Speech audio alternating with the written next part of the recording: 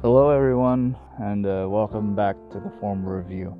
This is Season 3, Episode 22. Thank you all for joining me once again. So, as you may have noticed, this episode didn't really have an intro because, really, how do you introduce something like this? I'm sure everyone at this point knows. Friday night, we received the news of Chadwick Boseman's passing. So for any of my listeners, this episode won't be promoted in any way or really have any ads on it. If you want to share it, cool. If not, that's fine too. I don't really care. I only wanted to say really my 2 cents about it all. And I felt that it was necessary before really doing any other episodes. So for me, death has been something that I'm not really afraid of, honestly. I do think it's a part of life, but how you continue on and remember and honor the departed is really the thing that you have to do. You tell stories, you remember all the great parts about them, you remember the good, the bad, but death is a part of life, and I've kind of, accepted that. And that's a general overall how I feel about things, something that kind of my Japanese mother kind of instilled in me. Some may think that this is kind of a cold way to do it, but it's just kind of something that I think I have to be honest about, because it's something that you have to prepare for eventually, and it is honestly the next journey in life. I do think it is something that shouldn't be feared, but there are obviously outliers, like a situation like this where people's lives are cut short for whatever reason, that they're not really allowed to live a long and healthy life. And anyone going through a pain like that, I'm really sorry, because I know it can't be a fun time, and I hope that everything obviously works out for the better. Anyway, I really only say this because I only feel like really impacted by death if it's somebody who's obviously in my family or one of my close friends. So celebrities in general, aside from tragic ones, don't really affect me too much, but there have been a few that have. The first was Michael Jackson. I'm not going to talk about any issues that he may or may not have had, and everyone who's listening can have their own views on it. I don't really care about that right now. Just know that his music was something that affected me for very personal reasons when I was going through a lot of tough things. And I honestly remember exactly where I was when I read the news of that passing. And the same goes for Robin Williams. He was one of those actors that I kind of grew up with, watching him in many different films and his stand-up comedy and everything. And now added to that list, honestly, is Chadwick Boseman. And as an adult, you don't think that certain people will affect you in these ways, because the other two were obviously during my childhood.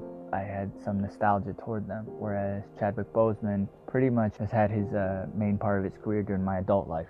And so, honestly, I didn't think that something like this would have affected me if you asked me last week, but it did. And that's kind of why I wanted to at least say something. And to me, it's this idea of a celebrity is such a weird concept to me. As fans, kind of end up putting these people on this pedestal, and we kind of see them as above us. We see them as someone we want to be or be with. I mean, how many times when you watch a TV show or a movie or whatever, and there's this fictional or real life couple that says, these people are on our list. That's such a weird concept to me. Yeah, you can have like a celebrity crush and that type of thing, but I don't know.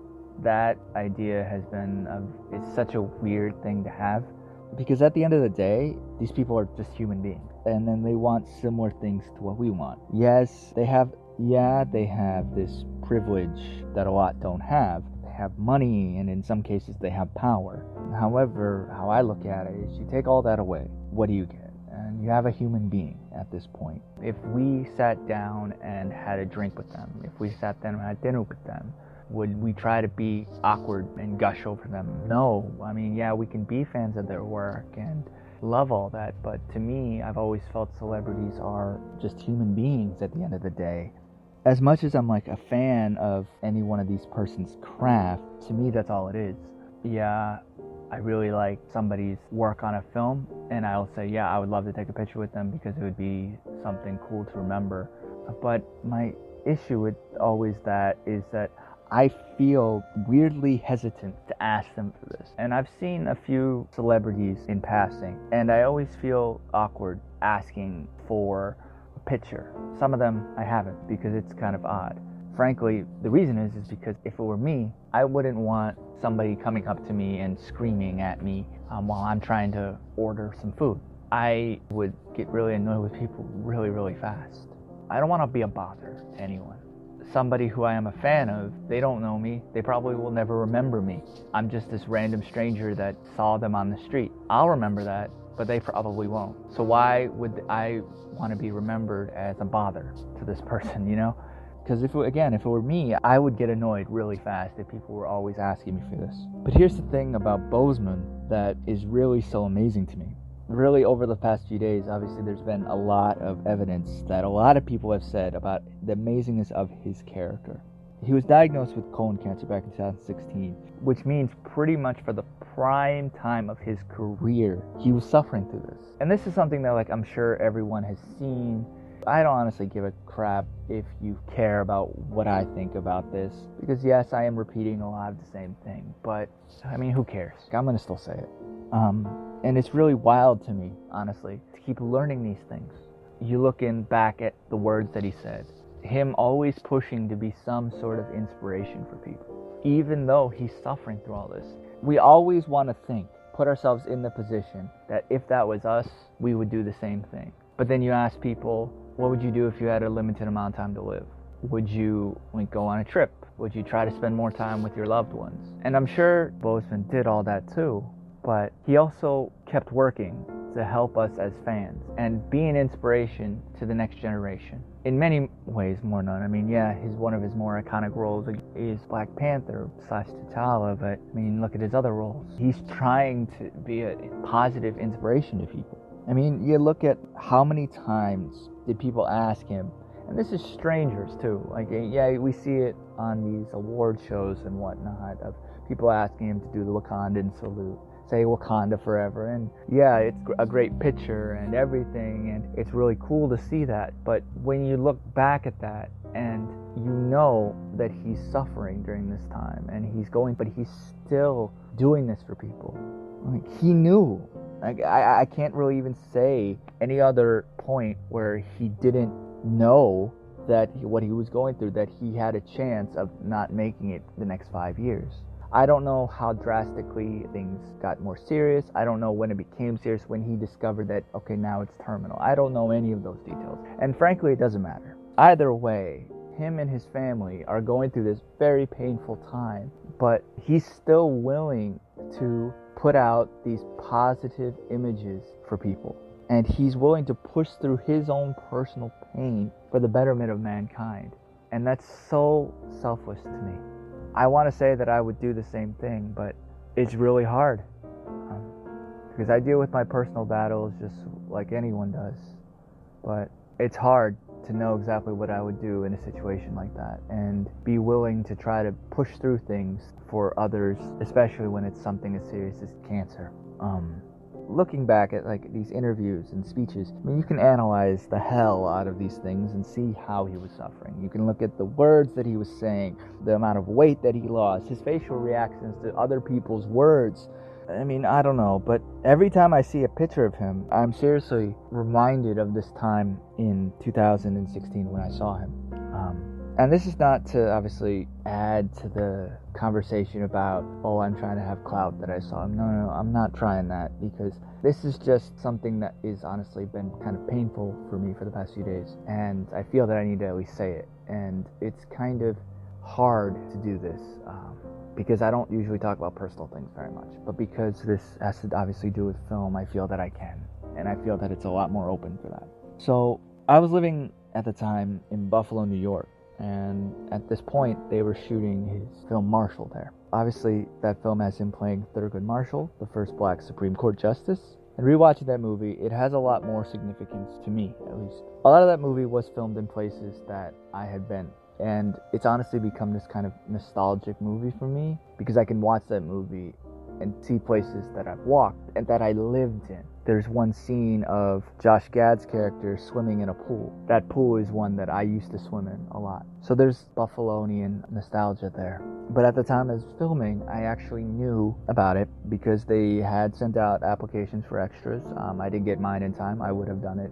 They were also asking for people to apply their apartments and houses, trying to get obviously the houses that they wanted to film in and feel for the era.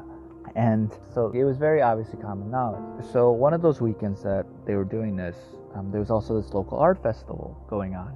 And a few people and I were walking around it, looking at small businesses, selling their trinkets, food. During this, we were walking up the street. I saw some average-looking men talking, and as we walked past, I heard one of them say, "Thanks for listening. I'm a big fan of your work, and I love what you're doing." And I looked back, and I noticed one of these men was Boseman. Because of Captain America's Civil War, Get On Up, and also 42. It honestly caught me by surprise, because this is somebody who was in a Marvel film at the time, right? He was a star in that. A sporting star, but a star nonetheless. And I knew eventually they were coming out with a Black Panther movie. I knew who he was. So to see him on the street, walking around this local art fest, was something I did not expect. And honestly, I probably had this real dumb look on my face when he saw me recognize him. As a fan, I asked a question, what do I do in a situation like this? I didn't want to annoy him, even though somebody else already interrupted him. I didn't want to annoy him. But my group didn't really notice him, and so they continued to walk on. To catch up with them, so I had to give him a nod, and then I ran up to catch up with my group. So when I caught up with them, I told them who I saw, and their first reaction was, "Who?" So we turned around, and he was gone. So I just thought, he saw me recognize him, he doesn't want to deal with anyone else recognize him, so he peaced out. A little bit later, when we're still walking to the festival, I saw him again. And he also saw me see him again. And I don't know if he recognized my stupid face a second time, but it really blew my mind of how someone as big as he was still willing to walk around in this local festival. I don't know when in 2016 he was diagnosed, but frankly it doesn't really matter, because like I said earlier, he still knew it at this point.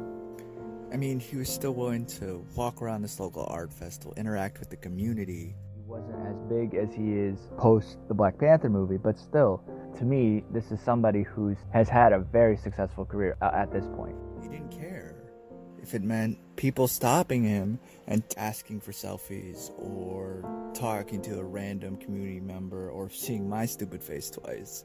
He wanted to help out and interact with these small businesses, even if he was help these people in the city that he may never come back to. And I don't even know if he visited beforehand and he knew people, or I don't know if he ever visited again. But again, that doesn't matter. What I do know, as evidenced by so many people over the course of this weekend, he was a very, very selfless man who really wanted to make the world a better place, even though he was going through what he was going through.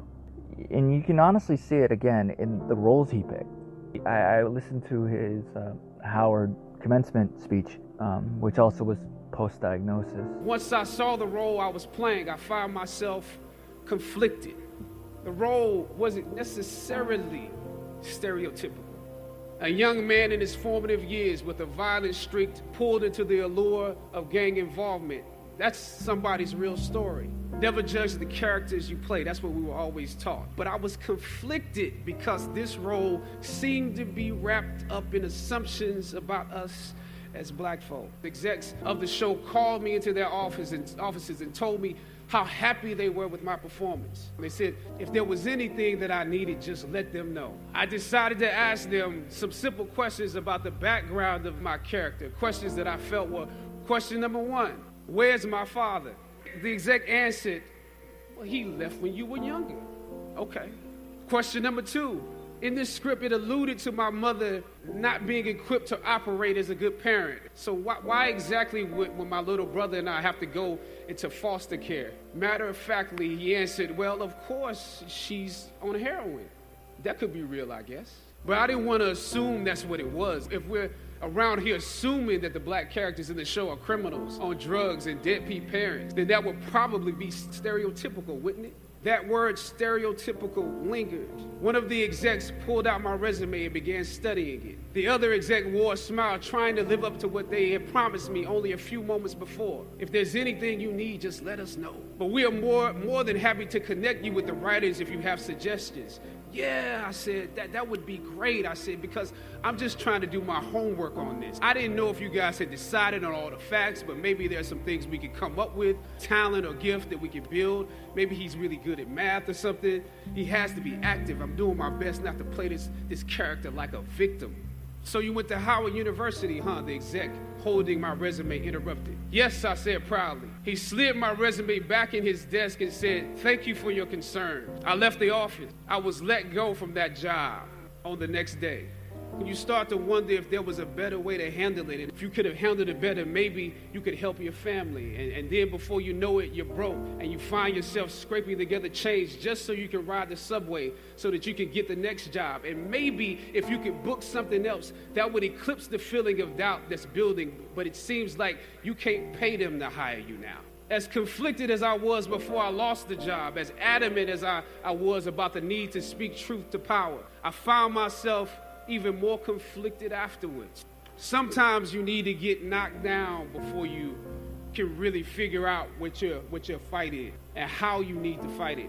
At some point, my mind reverted back to my experiences here, to the professors that challenged me and struggled against me, to the ones that would fail you out of the goodness of their hearts. But I even considered President Swagger and how negotiating with him was practice for a world that was considerably more cruel and unforgiving than any debate here. Finally, I thought of Ali in the middle of the yard, in his elder years, drawing from his victories and his losses. At that moment, I realized something new about the greatness of Ali and how he carried his crown. I realized that he was transferring something to me on that day. He was transferring the spirit of the fighter to me.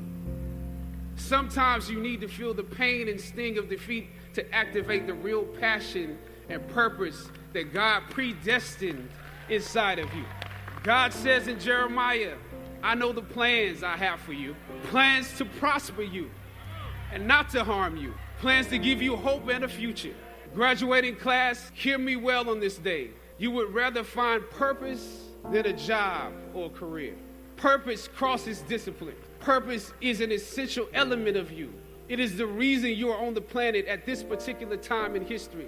Your very existence is wrapped up in the things you are here to fulfill. Whatever you choose for a career path, remember the struggles along the way are only meant to shape you for your purpose. When I dare to challenge the system that would relegate us to victims and stereotypes with no clear historical backgrounds, no hopes or talents, when I questioned that method of portrayal, a different path opened up for me, the path to my destiny. When God has something for you, it doesn't matter who stands against it. God will move someone that's holding you back away from a door and put someone there who will open it for you. If it's meant for you, I don't know what your future is, but if you're willing to take the harder way, the more complicated one, the one with more failures at first than successes, the one that has ultimately proven to have more meaning, more victory, more glory, then you will not regret it. I can't help but know that the reasons why he chose these roles were because he knew the impact that they would have on future generations. And I think that's something that we all as humans want to do, is help the next generation be better than us. And he played real life heroes as Jackie Robinson, Thurgood Marshall, James Brown. And he played the fictional heroes of T'Challa, Black Panther, and Norman from The Five Bloods. And then in real life, outside of movies, he then visited terminal cancer hospitals for children because he knew his presence would be good for them, even though he knew that there was a chance that he would end up there. How do you really compare yourself to that? And this is like, I know I'm probably, for anyone who is listening, I know I'm probably not the first person to say this. This is not the first time you heard of it, but here's the thing. You hear things like that, and again, as humans, we want to say that we would do that too, but how? I don't know. And I guess this is kind of why I struggle with this. His impact shows that he was a hero to a lot of people, and he wasn't even doing a job. He was just being himself. I think when it comes to heroism, we always try to push out people who are doing their jobs, saving people, and not to take away from that, but it's also a job that they've signed up for. They know that that's a possibility, and they're fine with it. And again, that's heroic in its own right. But this isn't even his job. This is just him as a good person. Like I was saying, it's going to be the stories that we talk about him. It's these videos that we show social media of him.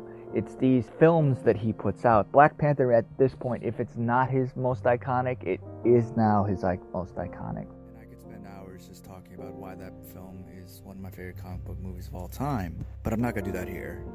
I can see videos on YouTube, Twitter of the impact, but as an Asian American, I can tell you that I watched that film and came out thinking that there's going to be a possibility one day for a superhero that honestly looks like me. so like I said at the beginning, celebrities are a weird thing to me. I'm not really one to gush over them. I'm not one to wish them a happy birthday, want to be like them. Yeah, if I could talk with one of them, have a drink with one of them, that'd be cool. But that's not goal of mine in life. I don't know why this one hit me so hard when I heard about it. Like I said, I didn't have any nostalgia to it, but knowing what I knew, the characters that he played, and the skill that he showed on screen, hit me in a weird way that I've never really felt before. But I don't know why. But it really kind of makes me feel a little bit better about everything when you see pretty much everyone coming together about this and feeling for it. Even if you weren't a fan of any of his acting, you understood the impact of who he was as a person. And it also made me happy that when he passed, he was surrounded by his family and loved ones. And honestly, if that's the way you're gonna go, you can't really ask for more than that. I don't know what Disney's gonna do, but that's a conversation for a later time. But we should honor him and remember him and for what he did and the good person that he was. Rest in power, Chadwick Boseman. I don't know if my condolences will reach his family, but I send them anyway. I am glad that I got to see this man acting selfishly. I don't care if I don't have a picture about it. I will remind everyone, go get tested. Not only men. Men, don't wait till 40. Data is showing that cases of colon cancer being diagnosed in those under 50 are increasing. It is something that can be beat if detected early. And Boseman was only 39 when he was diagnosed with this. And too soon is better than too late. Yeah, I don't really know what else to say. Thanks for listening. See ya.